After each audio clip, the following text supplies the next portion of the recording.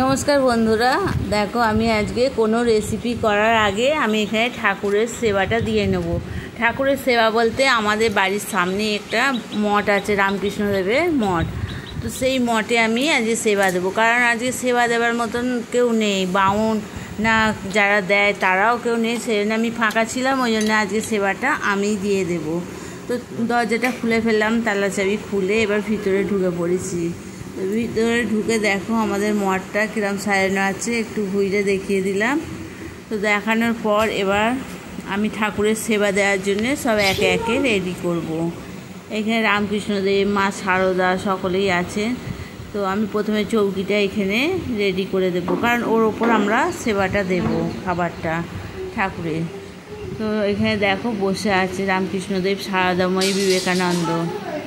তো আমার এদিকে থালাটাও রেডি করছি। থালার মধ্যে আমি বাতাসা, নকুলদানা আর চিড়ে কিছুটা দিয়ে দিলাম, কারণ এইটাই রোজের ভোগ দেয়া হয় ঠাকুরের। এবার মিষ্টি থাকলে কোনো সময় ওর সাথে মিষ্টিও দেওয়া হয় ঠাকুরকে।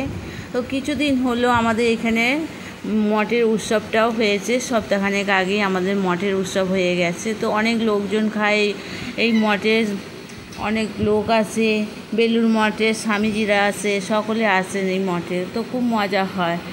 হ্যাঁ, এই করতে করতে দেখো আমার পুজোটাও হয়ে গেল কথা বলতে বলতে।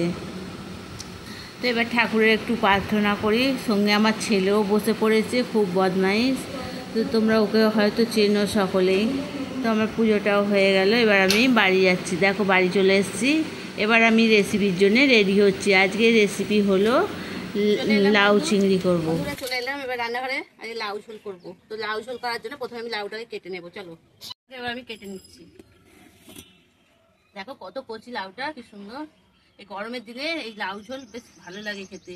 ওই জন্য তোমাদের দাদাকে বললাম যে বাজার থেকে একটা কচি লাউ নিয়ে আসবে। লাউটাও খুব সুন্দর, মনের মতো কচি এনেছি, একদম টাটকা লাউ। আর বন্ধুরা, এর খোলাগুলো একটু মোটা করে বাদ দেবো। এর খোলাগুলো ভাজা খেতে ভালো লাগে। তো তোমরা খোলা ভাজা খেতে কেমন লাগে তোমরা অবশ্যই বলবে, খেয়েছো কি তাও বলবে। লাউগুলো কেটে জলে ফেললাম। বন্ধুরা, আমি উনুনটা ধরিয়ে দিয়েছি। এবার এর মধ্যে আমি তেল দিয়ে দেবো। কড়াটা বসিয়ে দিয়েছি, কড়ার মধ্যে এবার তেল দিয়ে দেবো। এটা কি রে? এবার আমি বড়িগুলো এর মধ্যে দিয়ে দিই। দেখো বড়িগুলো আমার ভাজাই হয়ে গেছে, লাল লাল হয়ে গেছে। বড়িগুলো আমার ভাজা হয়ে গেছে, এবার তুলে ফেলবো। এবার চিংড়ি মাছ দিয়ে দেবো এতে। আর এই চিংড়ি মাছ দিয়ে লাউ ঝোল হবে। চিংড়ি মাছগুলো আমার ভাজা হয়ে গেছে বন্ধুরা, এবার তুলে ফেলবো। এবার এই তেলের মধ্যে তেজপাতা, শুকনো লঙ্কা, অল্প কিছুটা পাঁচফোড়ন দিয়ে দিলাম। এবার আলুগুলো দিয়ে দিই।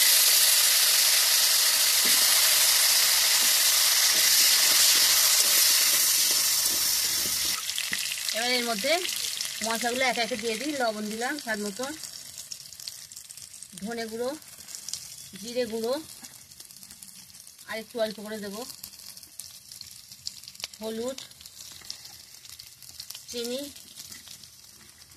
আর আদা দিয়ে এবার এগুলো আমি ভালো করে একটু কষে নেব।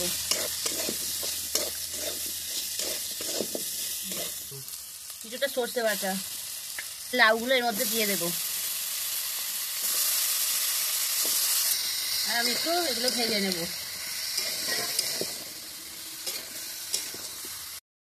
বন্ধুরা, এটা জল বেরিয়ে হাফ সিদ্ধ হয়ে গেল। এরপর এতে আমি জল দেবো আবার। এবার এর মধ্যে আমি জল দিয়ে দেবো বন্ধুরা। এর মধ্যে আমি চিংড়ি মাছটা আর বড়িটা ঢেলে দেবো। দেখো বন্ধুরা, সিদ্ধ হয়ে গেছে একদম। ফেলি, হয়ে গেছে আমার লাউ ঝোল। না আর এই চিংড়ি মাছ দিয়ে লাউ ঝোলটা কিরম হলো বন্ধুরা তোমরা অবশ্যই বলবে। আর পাশে থাকার জন্য তোমাদের অনেক অনেক ধন্যবাদ।